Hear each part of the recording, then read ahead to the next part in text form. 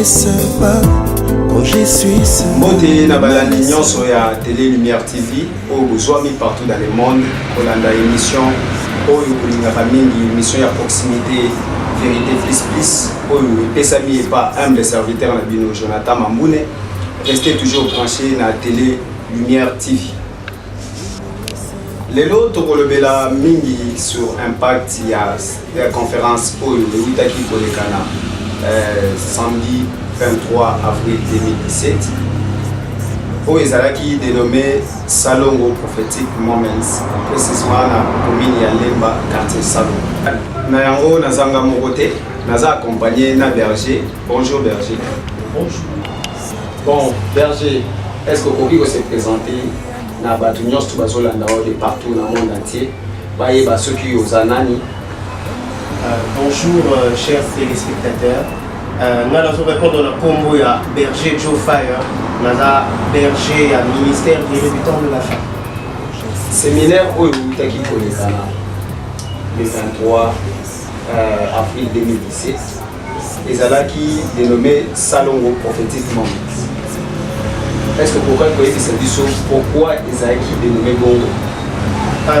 Tout dénommé un Salongo Prophetic Moment parce que l'action ou conférence wana et Bandayo Salamana Salongo. Alors quand le Seigneur nous avait inspiré d'organiser ça à Salongo et Yango Tochaki Kombo wana ya Salongo Prophetic Moment.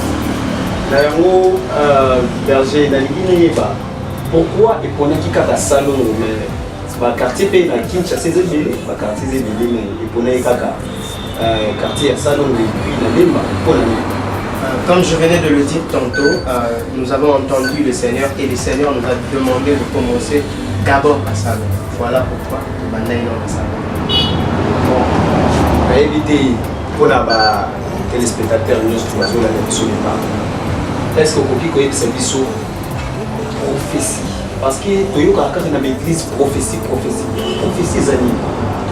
En fait, ce qui n'a pas définir prophétie, je dirais comme ça dans le poteau, c'est une parole inspirée que Dieu donne à quelqu'un par rapport à un moment donné, par rapport à une circonstance, afin d'agir d'une certaine manière. Donc, ils ont permis de surtout à la connecter dans le thème et dans la pensée, dans les poteaux agir selon la pensée.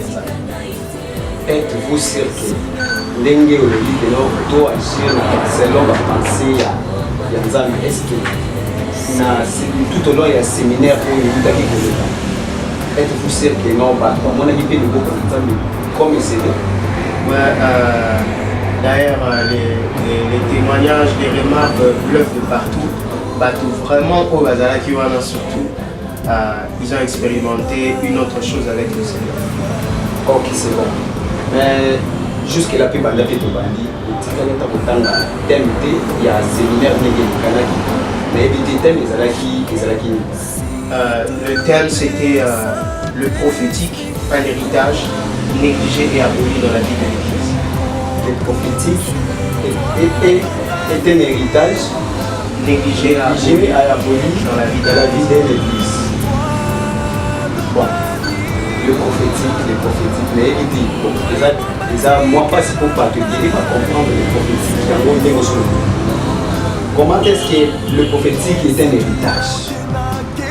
En fait, je vais d'abord commencer par définir qu'est-ce que c'est le prophétique. Le prophétique, moi je l'ai défini à ma manière dans le Baron que c'est un ensemble des éléments qui nous permettent d'accéder vraiment à la volonté de Dieu, de la comprendre et afin de la vivre. Alors, et ça héritage parce que dans le temps de la fin, dans Joël 2, la Bible déclare: pour le dernier jour, je reprends de mon esprit sur tout chair, mon fils et mon fils prophétiseront. Donc c'est une promesse que Dieu a faite à l'Église. Et l'Église doit le vivre en tant qu'héritage. Je ne sais pas si je satisfais à votre bon, on a comprendre quand même, mais c'est la paix partout, la même compréhension, mais la monnaie, le prophétique est un héritage négligé et aboli dans la vie de l'Église. Qu'est-ce qu'on appelle l'Église? Ben, au fait, pratiquement comme ça, je peux le reprendre en deux temps. Il y a ce qu'on appelle l'Église universelle. L'Église universelle, c'est l'ensemble des personnes nées de nouveau, ça veut dire qui ont accepté Jésus-Christ. C'est ce qu'on appelle l'Église, en fait, qu'il soit mort ou vivant. C'est l'Église que Jésus-Christ viendra enlever. Mais la deuxième partie, la deuxième définition, c'est l'Église dont nous étions en train de parler dans la conférence. C'est l'Église locale. Là où la Bible est en train de dire, là où 2 ou 3 se réunissent en mon nom, je suis au milieu. Donc c'est l'ensemble de personnes habitant une région qui se retrouvent pour célébrer l'Éternel ensemble. Bon, est-ce que quelque part on peut expliquer comment est-ce que l'héritage en nous amène? La bêtise, bon, toujours on a quelque part, on appelle mais yo olobi na thème na yo qui non l'héritage en nous amène. Comment est-ce que c'est négligé? Le prophétique est négligé par Jonathan. Si vous regardez seulement les nombres des gens qui sont persécutés parce qu'ils manifestent le prophétique dans l'église, vous allez avoir les larmes aux yeux. J'étais en train de me demander comment est-ce que Ndoki a bouillé à l'église. Si a commis un pasteur dans mon tête, mais bateau c'est dans un peut-être qu'on vient de découvrir 5 ans. Pourquoi? Parce que l'église a perdu l'essence d'utiliser l'héritage que Dieu lui a donné. Ah, c'est-à-dire que par là, on peut dire que non, mon agir sous la carte de l'église. Parce que lorsqu'on permet déjà à un sorcier d'agir ou soit d'occuper une place quelconque dans la carte de l'église, c'est-à-dire que l'église ou moi l'acheter continuellement, papa. Vraiment, nous avons constaté, Nicolo, nous avons négligé. D'ailleurs, dans l'église, nous avons supprimé. Si on a prophétique, ça veut dire que l'église. Bon, négligence est-ce qu'on peut dire que c'est dû à quoi? Et le causer vraiment que négligence est vraiment dans la carte de l'église. Au fait, cette négligence, elle est la conséquence logique. Il y a Babylone et Béné. Alors, je vais procéder comme ça pour le résumer. Premièrement, ils ont peut-être un bateau utilisé pour prophétique dans le temps d'utiliser et produire un effet belé. Par exemple, au Yoka, la taille, et pas prophète a prophétisé, mais après prophète a promo le bagage. Pour la délivrer la Kawana, il faut pas diminuer. Ce sont ce genre de pratiques qui ont affaibli. Okay? Mais d'un autre côté aussi, c'est le travail du diable qui est en train, parce que le diable aime cacher les choses. Alors, il aime opérer dans le ténèbre. Les raisons où on a vu dévoiler ma à ça en secret. Les autres, c'est les canards, les Avandi pour étouffer, prophétique, voilà, malin, jusqu'à être appelé. Bon, merci vraiment, Nabalandi. Il y a Télé Lumière TV. Oyoki Ndenge, Berger Azali, pour décortiquer vraiment le thème il y a séminaire au Witaki Kolekana. Mais nous avons Berger.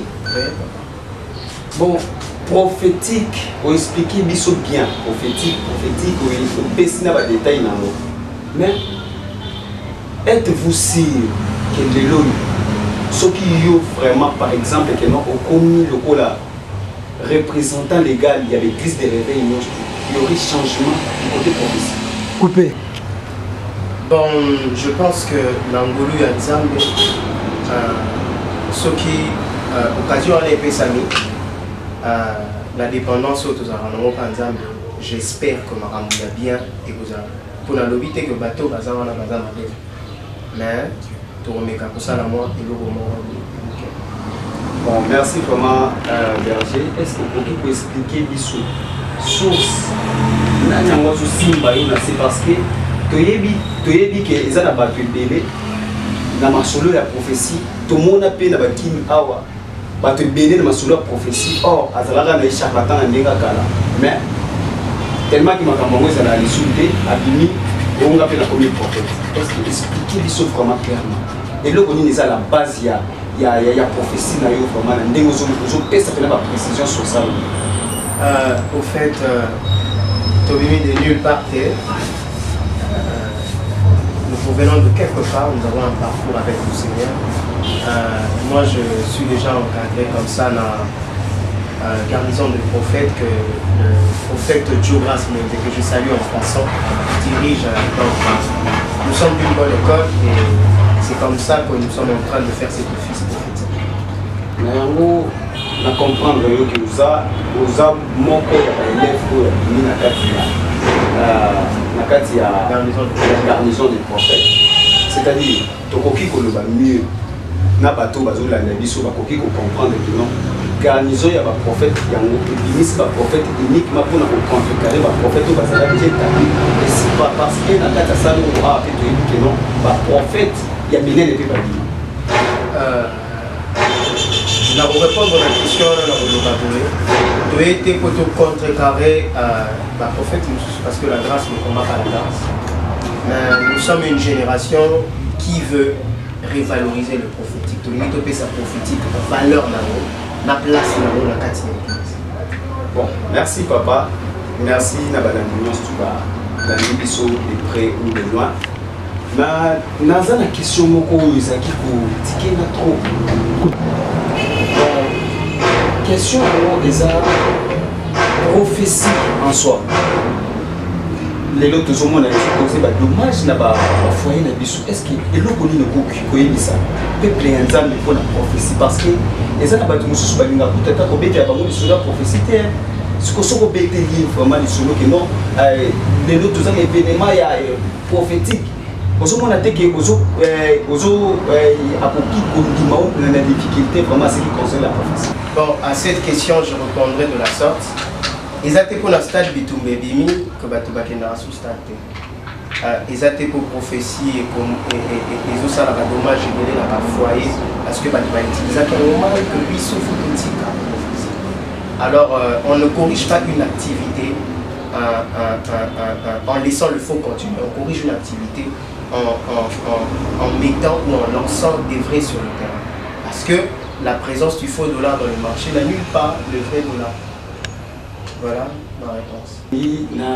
Pour le dire, bien que non, tous ceux qui baquent stade Bitumbe jamais va retirer au stade. Mais dommage wanani. Aux hommes on a dit qu'ils ont exposé vraiment la génération au Yuzoya, au Yuzolanda vraiment. Parce que prophétie, aux hommes on très bien que non prophétie et ça malgré tout. Dommage mais bien beaucoup de mais ce qu'on a un moment où il perdissait déjà de l'espoir donc on ne va pas na rolo ba pour na bateau bazala qui affecté ou baza affecté na ba méfait prophétique na rolo ba na bango ce n'est pas parce qu'on a rencontré les faux qu'on est fait. Alors biso ko to ça na pas on a biso pas ça na biso ko zo même il y a Sika, on a vu de Kinshasa, de sorte que les vrais existent. Et quand les vrais sont en exercice, les gens sont édifiés, les gens sont bénis, les gens sont remplis de joie parce que ils ont la rapport. Berger, il y a que prophétie surtout, ils ont accompagné dans remède. Au cas où, Moutou aïe, pas na une zamba révélé que azam ba problème spirituel. Dans le domaine où il remède nini okoki kopesa motu akende amona prophétie wana esa complet parce que baebele mpe bamona mpe baprophétie me bazwa accomplissement te oyo accomplissement nini remède nini okoki kopesa motu soki ayepa na yo koluka lisungi ya prophétie de père que non a trouvé solution à problème. Je pense que la question on répondre. J'ai prié et je continue à prier pour ne pas seulement être un prophète qui dit des choses, mais je travaille pour être un prophète d'accomplissement. Parce que nous le Biao, comme la Bible déclare, certains sont morts et ont salué leurs promesses. Ils en ont battu, c'est vrai. Simba accomplissement de la prophétie. Mais ça dépend aussi de la personne qui prophétise, mais aussi de la personne qui reçoit la prophétie. Parce que ce qui va prophétiser, par exemple, les Ambaroto Moulayo, tout ça. Responsabilité dans les alliés, autant de la malam, on a même pas Parce que ce tamboli mabé, attend la prophétisation, tellement maramouana, et dans la difficulté en fait. Donc, bon, papa, toujours Kabazo bien au berger. Mais, banda to banda qui nous sur si toujours qu'il est au pied, au pied de la souka, toujours le bilan mini sur prophétie. En fait, aux ans berger ou aux ans prophètes. Bon, berger, tu es mieux étant que berger.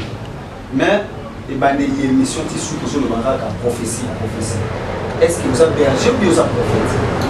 Bon, à cette question, je répondrai de la sorte. Dans un berger, parce que je suis en train de diriger un ministère, guérir du temps de la femme. Mais j'ai un appel dans un ministère prophétique. Alors, quand il y a un prophète, ils ont un peu trop dire parce que je n'ai pas encore été ordonné officiellement. Alors, voilà pourquoi on va nous.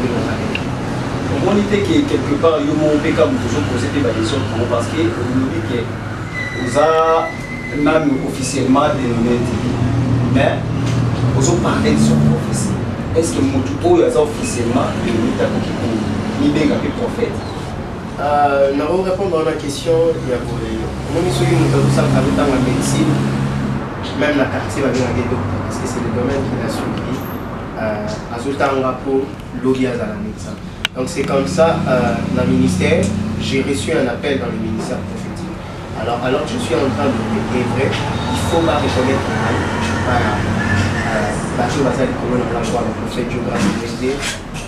pour que je sois officiellement prophète. Mais officieusement, on peut déjà m'appeler prophète. Ok, merci vraiment Nabalandi. Dengue Coupé. Oti Kolanda Berger Joe Fire Dengue a passé la précision dans la question que vous posez. Yango na kosenga na réalisateur na biso lumière potage a balancé les biso élément ya séminaire au Witaki Kolekana le 23 avril 2017.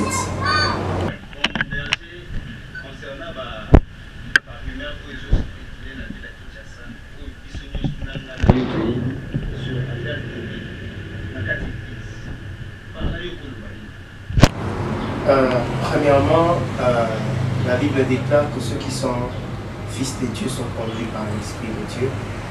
Nous sommes fils de Dieu, nous ne sommes pas conduits par l'humain. Biso tuzo kamba mabongo na mulimo musantu. Tuzo yoka oyo mulimo akoyebisa biso yongo tout ça. Bon, parlant, mulimo wa iso ni sur affaire qui pour yozo le baké yozo marcher selon l'esprit. Qu'est-ce que l'esprit t'a dit à ce qui concerne l'affaire? Bon, à cette question, je vais répondre avec toute la sagesse du ministère. Concernant ma spéculation, moi je préfère me taire. Ce que Dieu m'a dit, je le garde pour moi dans le secret et je continue de prier pour ça. On est là.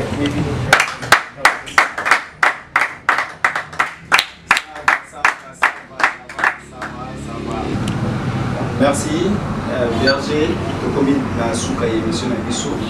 La évité ce que koki kopé sa adresse ya ministère, ce qui zawati ba coordonner na yo, numéro, voire même numéro de téléphone, bateau bazo landa de partout, va contacter facilement.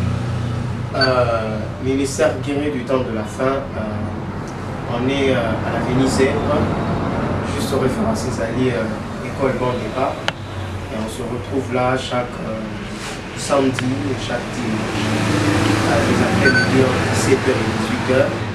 Et voilà, en fait, pour les contacts, Kuna Bato Bazali Banda, plus 243 81 23 28 947, je répète, plus 243 81 23 28 947. Et pour ceux qui utilisent Facebook, vous allez sûrement sur ma page, vous allez voir Joe Fire Ministries, Joe Fire DJO, Fire en anglais, Ministries. Vous pouvez voir aussi sur la page, notre page Facebook, Prophète Joe Fire. Prophète Joe Fire. Donc Joe avec DJ toujours, Joe Fire. Et sur notre page encore, les guerriers du temps de la fin. En un mot, les guerriers du temps de la fin. Vous allez voir toutes les informations concernant le ministère. Bon, on a moni aux acquis, tu étais accompagné, bon, on a évité ceux qui bateau accompagné ceux qui va pour se présenter, de peur que bateau oh va sur la même mission, dans le monde entier, alors bateau batamboli nanga pour natamboli nga mon hôtel d'Engolobi, un homme bien, un homme que je respecte bien. Le cordon Glody, il est juste là. Je ne sais pas s'il peut vous dire bonjour. Merci.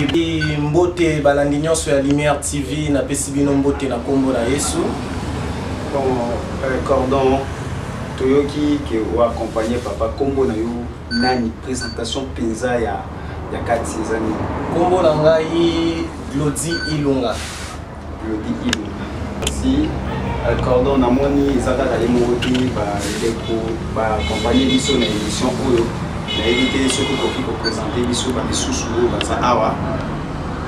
Ouais, déjà on a le cordon Lionel Ndombe Kaïba. À votre droite là, c'est côté Bana Nzambe, comme on a coordonnateur Lionel Ndombe, coordonné à ministère Gibea Elohim Ministries.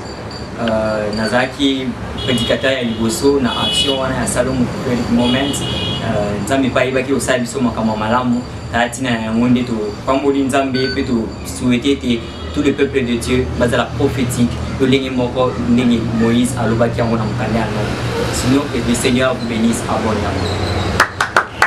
Kombo nani? C'est les frères Tichik Bozel et Mawen. Okuna. Na kombo na ma frère Franklin qui Bon, merci na balandi nyonso ya Télé Lumière TV oyo bazwami partout na monde oyo bazwaki initiative ya kolanda biso na bokebi nyonso na émission Vérité Plus Plus. La réalisation tozalaki na Montréal Divin Mboma na caméra tozalaki na Fortina Nzeyolo et puis na montage tozalaki na frère na biso Divin Mboma oyo atenaki biso compagnie ebandeli émission Tisuka. Na rédaction tozalaki na Jonathan Mambune oyo asimbaki équipe mobimba ya rédaction ya Lumière TV. Mot de la fin ezali na pesi mbote na saluer bato nyonso bayebani na kolanda biso pendant l'émission Oyo, tous les qui bien, nous avons été bénis.